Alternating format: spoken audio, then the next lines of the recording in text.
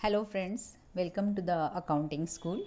Accounting School is a channel on the YouTube which is helping all the freshers to settle at the workplace. We regularly put the updates of tips and tricks for settling at the workplace. और सबसे पहले तो बहुत बहुत शुक्रिया, अपने channel के 50 के ऊपर अभी सब्सक्राइबर्स हो गए हैं और मैं आशा करती हूँ कि जल्द ही हम लोग और आगे जाएंगे। और प्लीज़ कमेंट करके बताइए कि कौन से टॉपिक पे आपको और एक्सप्लेनेशन चाहिए। टैक्स ऑडिट के लिए, टैक्स ऑडिट के क्लॉजेस के लिए पूछा गया था, वो अभी काम चालू हो गया है, but email ID I have mentioned. तो कुछ भी स्पेसिफिक क्वेरी है तो डिटेल्स के साथ आप मुझे ईमेल कर सकते हो और तुरंत ही आपको एक वर्किंग डे में जवाब मिल जाएगा। तो चलिए आगे जाते हैं अपने पार्ट 2 पे। लास्ट टाइम हमने पार्ट 1 देखा था फॉर प्री ऑडिट प्रिपरेशन। तो उसमें हमने सब देखा था, लाइक प्लानिंग कैसे करते हैं, फिर ऑडिट प्रोग्राम कैसे बनाते हैं, टीम मीट कैसी होनी चाहिए। अभी ये जो सारे पॉइंट्स हैं ना, बहुत ही ब्रीफ में दिए हुए हैं, बिकॉज़ ये इतना वास्ट एरिया है कि अगर 1-on-1 वेबिनार या लेक्चर है तो डेफिनेटली इसमें ज़्यादा I can throw some more light. तो if you guys want a small 15 और 30 minutes Zoom meet, please let me know. तो we can also arrange for a Zoom meet on some specific points as well as some detailing about the soft skills or any topic relating to accounting school. तो अपना next slide is about the compliance requirements. After your planning is done, आपका team meet हो जाता है, फिर आपका audit programme draft हो जाता है, उसके बाद आपको एक कंप्लायंस का अलग से चेकलिस्ट बनाना पड़ता है। अभी कंप्लायंस कितने टाइप के हैं आप देख लो। लीगल कंप्लायंस है, फिनेंशियल कंप्लायंस है, ऑपरेशनल कंप्लायंस है, कंपनी लॉ कंप्लायंस है। Now the legal compliance means कि अगर आपको एक कंपनी चलानी है तो कौन से टाइप के आपको compliances by the laws of land उसको बोलते हैं। लॉज ऑफ लैंड मतलब जहाँ पे कंपनी है वहाँ पे कौन से लॉज एप्लीकेबल है। आपने बहुत बार आपके लॉ के नोटबुक में, टेक्स्ट बुक में देखा रहेगा कि always it is mention this is applicable to all the territory of India except so and so. तो उसको बोलते हैं लॉ ऑफ लैंड। तो जब भी आप कोई भी लॉ पढ़ो तो आप ये ज़रूर देखना कि कौन सा लॉ उधर एप्लीकेबल है। लाइक इंडिया के लॉज अलग है, फॉरेन कंट्रीज़ में लॉज अलग रहते हैं।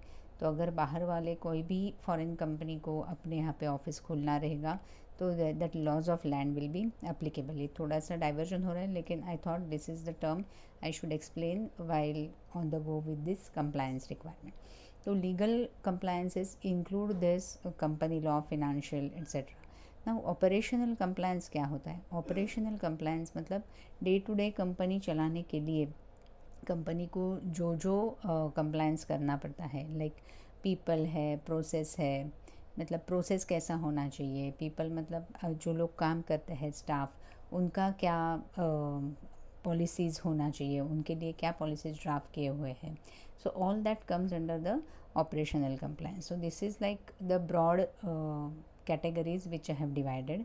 तो एज अ ऑडिटर आपको क्या देखना है?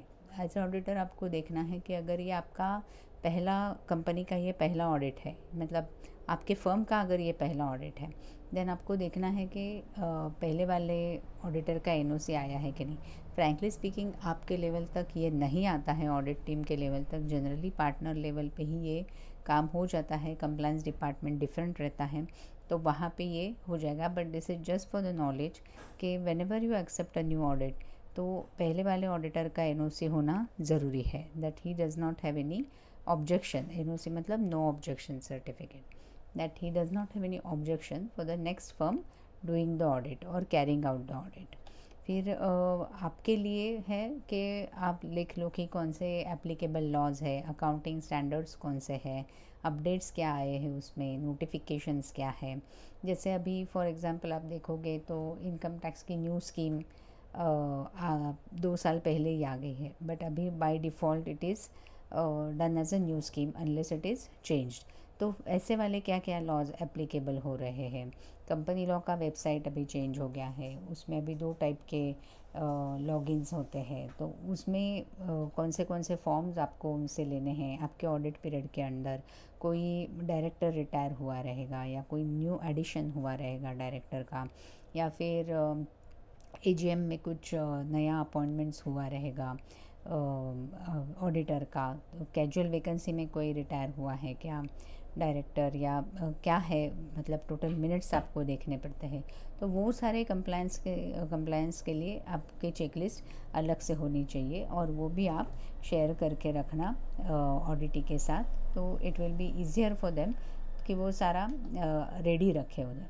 फिर आप अगर ये बैंक ऑडिट है, एनबीएफसी ऑडिट है, जो स्टैट्यूटरी ऑडिट है, तो रिलेवेंट नोटिफिकेशंस क्या है। बैंक ऑडिट में क्या रहते हैं रिलेवेंट नोटिफिकेशंस, जैसे रेट ऑफ इंटरेस्ट है, सेविंग बैंक का है, एफडीज़ के अलग अलग रहते हैं, लोन्स रहते हैं। जनरली बैंक स्टैट्यूटरी ऑडिट में आपको लोन्स जो रहते हैं वो चेक करने पड़ते हैं।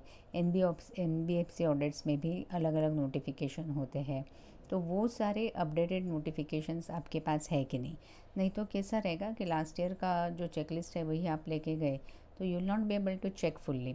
आपका जो चेकिंग है वो कंप्लीट नहीं होगा, और आपको प्रॉपरली उसमें क्वेरीज नहीं मिल पाएंगे, तो audit would not be conducted properly. तो इसके लिए सारे नोटिफिकेशंस आप चेक कर लो। जनरली बैंक ऑडिट्स के जो नोटिफिकेशंस रहते हैं वो आरबीआई के वेबसाइट पे रहते हैं, और सारे अपडेट्स आते रहते हैं आरबीआई के वेबसाइट से। तो वो वेबसाइट से आप देख लो कि आपका जो पीरियड अंडर ऑडिट है, सपोज़ अभी लास्ट ईयर है 22-23, तो उसके नोटिफिकेशन सब आपके पास है कि नहीं।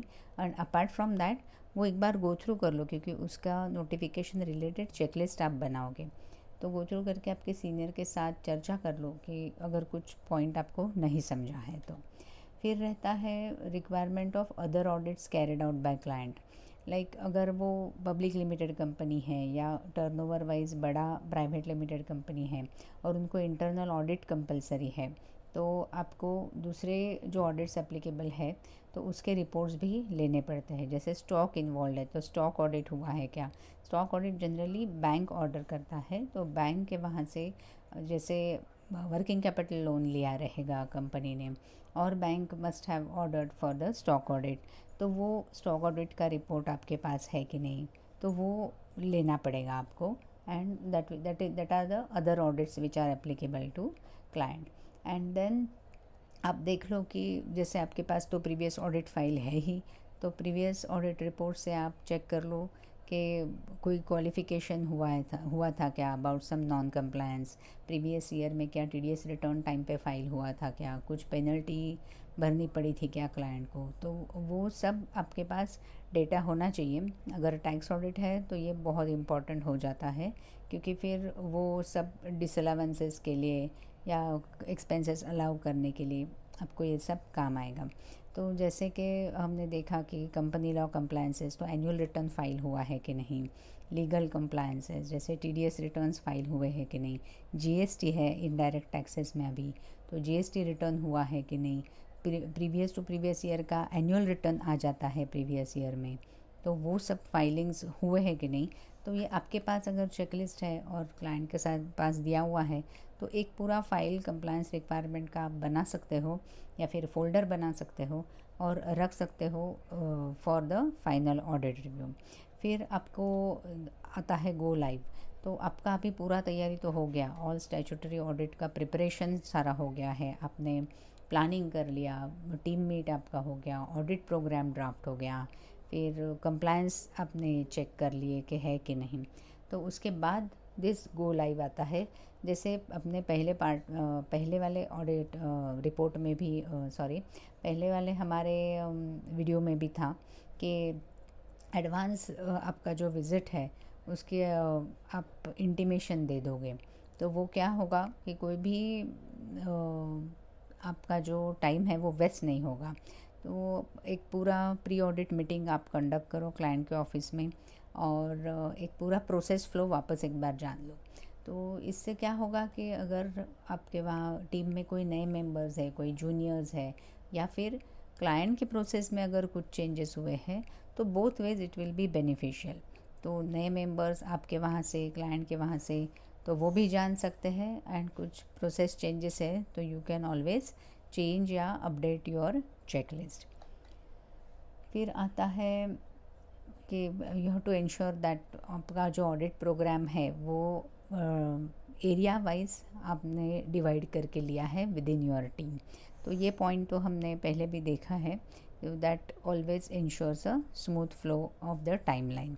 एंड देन कुछ पेपर वर्क है, डेटा फोल्डर्स है, क्योंकि क्या होता है अभी पीयर रिव्यू के बहुत गाइडलाइंस बदल गए हैं, तो आपका जो डेटा फोल्डर है आपको अलग से रखना पड़ेगा। मोस्टली आजकल सभी बड़े कंपनी में you get scan copies of the data, तो वो जो डेटा है तो all the data has to be sorted properly. और जो भी है वीकली या फोर्टनाइटली आप आपके ऑफिस के फ़ोल्डर्स में वो अपडेट करते जाइए, या अगर क्लाउड सिस्टम है डेटा मैनेजमेंट की तो उससे करते जाइए। अगर छोटी फर्म है, नहीं है क्लाउड सिस्टम, पेपर वर्क है, तो आप वो पेपर्स प्रॉपरली जमा करके फाइल बना दीजिए, so it will be easier for peer review. फिर ओपनिंग मीटिंग में आप डिस्कस कर लो कि impact of change on business of the company क्या है। तो क्या चेंज है और क्या आउटसाइड कंडीशंस का आप क्या चेंजेस हुए हैं आपके कंपनी के बिज़नेस में, मतलब जो ऑडिटी का बिज़नेस है। जैसे कि पैंडेमिक के बाद ये पॉइंट बहुत मायने रखता है कि पैंडेमिक के बाद बहुत कंपनीज़ थे जो बंद हो चुके थे, जो नहीं चल रहे थे, एंड विसाविस ऐसे भी कंपनीज़ थे कि वो बहुत ज़्यादा चल रहे थे। जैसे हमने देखा broker, share market was booming, custom house agents were booming, so that business was going on very nicely. तो वो दोनों तरफ से इम्पैक्ट ऑलवेज निगेटिव नहीं होता, पॉजिटिव भी होता है। तो accordingly you can change your sample size. तो वो हिसाब से आप देख लो और प्रॉपरली उसका चेकलिस्ट में आपके अपडेट करो। Okay, so this is it. Today we are finishing with this part 2 of the preparatory work to be done before starting the audit. I hope कि आप सबको ये फॉलो हुआ है कि एग्जैक्टली कैसे जाना है, and knowledge wise you are at little upper level now than yesterday. मतलब पहला पार्ट होने से पहले जो था, जो अकाउंटेंट्स के लिए किया था, जो ऑडिट प्लेस पे है, और अभी ये पार्ट ख़त्म हो रहा है कि वो अकाउंटेंट्स या अकाउंट्स असिस्टेंट बोल सकते हो, ऑडिट असिस्टेंट्स बोल सकते हो, जो अभी ऑडिटर के पास है, लाइक सीए फर्म से जो जा रहे हैं। क्योंकि बहुत आजकल मैं देखती हूँ कि ऐसे है लोग कि जिनको थोड़ा पुश देंगे तो you all can pick up at a good level. तो आपका फीडबैक ज़रूर बताइए, और प्लीज़ बताइए अगर कॉम्प्लायंस में आपको कुछ और ये करना है, या कुछ रेफरेंसेस चाहिए कि कौन सा कंप्लायंस कहाँ से करते हैं। बैंक ऑडिट तो थ्रू आउट द ईयर चालू होता है, चालू रहता ही है। कंकरेंट ऑडिट, एनबीएफसीज़ का ऑडिट होता है, तो एनी टाइम किधर भी कहाँ अपडेट देखने हैं, कैसा अप्रोच करना है नॉलेज को, तो you please put the comments, I will be very happy to reply on this. And thank you for watching it, as well as thank you for subscribing. So please share with your groups or other firms, or wherever your friends are there, friends are there, and let us take this journey of accounts ahead all together. Thank you so much.